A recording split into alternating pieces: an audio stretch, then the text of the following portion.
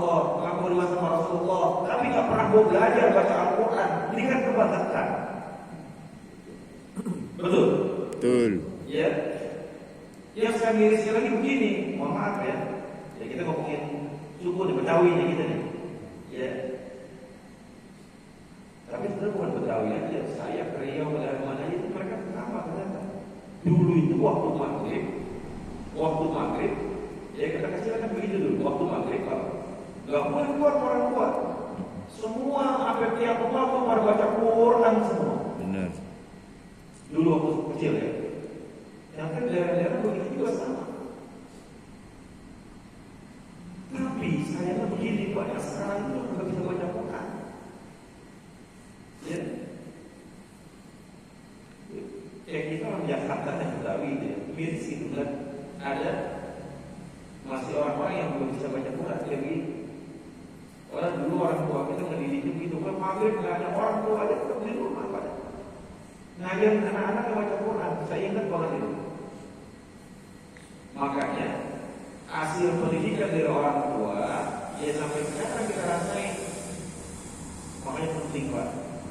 Ya, pendidikan ilmu agama buat anak-anak itu penting. Jangan sampai nyesel.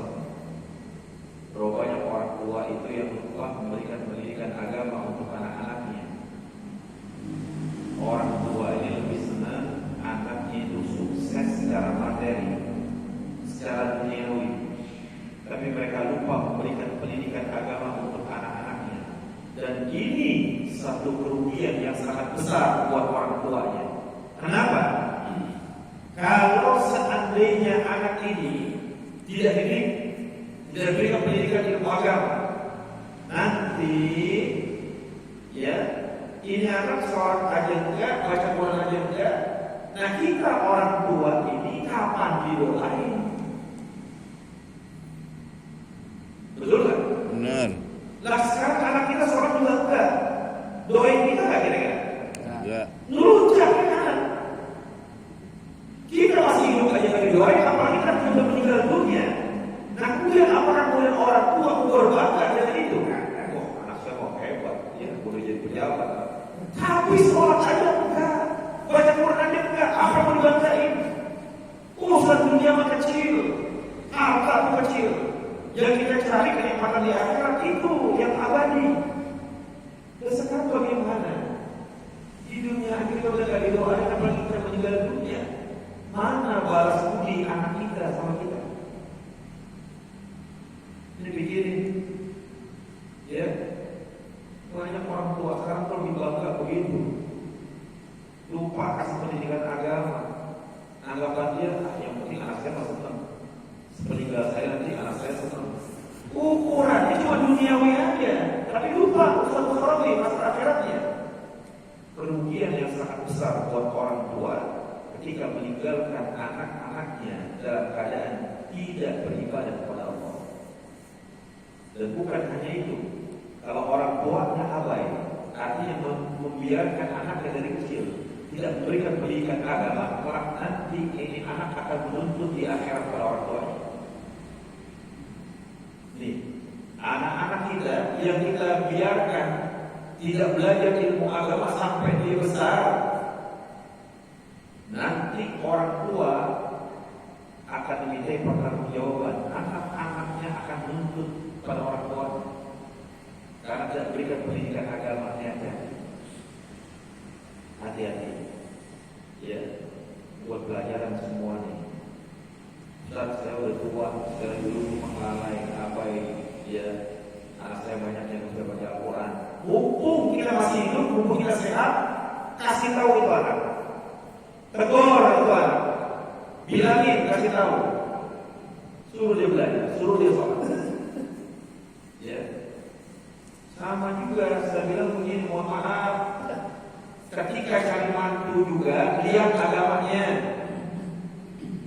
Cari mantu tujuan kok dibawa mobil keren nih, dibawa mobil, ya, bawa mobil keren nih, udah langsung, ya, diterima. Itu anak dibawa kemana aja biarin aja. Ya. Banyak yang begitu, yang dia apa? Materi dulu, orang kaya bukan ya. Itu banyak kan punya mobil lah, pada sholat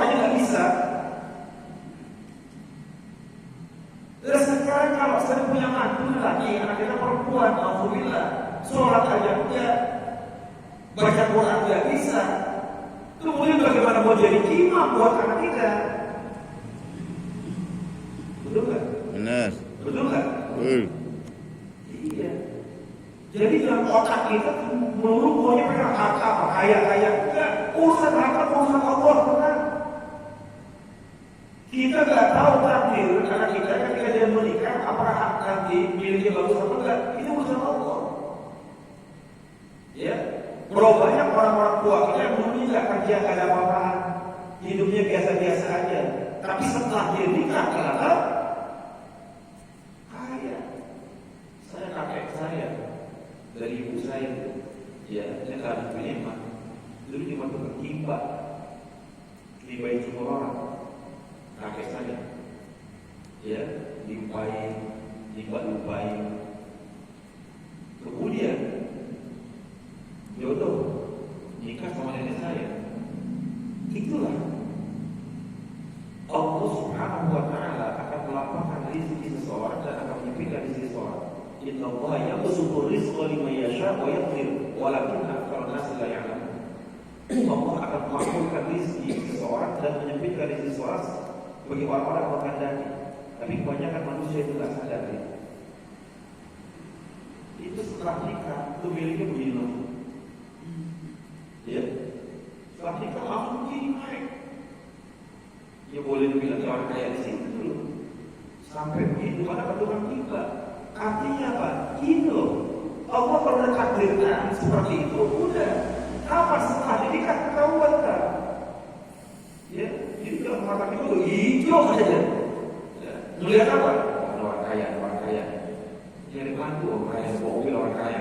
Gak ada mobil rental. Lah banyak kan begitu. Benar. Nah, bila mencari keadaan kasus begitu, mobil rental orang tua rental juga sama. Ada begitu juga. Nah, bila kita, ya, makanya lihat agamanya. Paling pertama lihat agamanya, ya, bagaimana agamanya, sholatnya benar gak, ya, bisa baca Quran apa enggak, begitu. Ya, kalau cuma ngandelin hartanya mah banyak, kadang-kadang miris juga kita miris gitu lihat begitu. Jangan mau bilang jangan, ya. Kemarin itu waktu saya isi bulan subuh minggu kemarin itu ada ibu-ibu, Ustaz, saya mantu saya kebangetan Ustaz.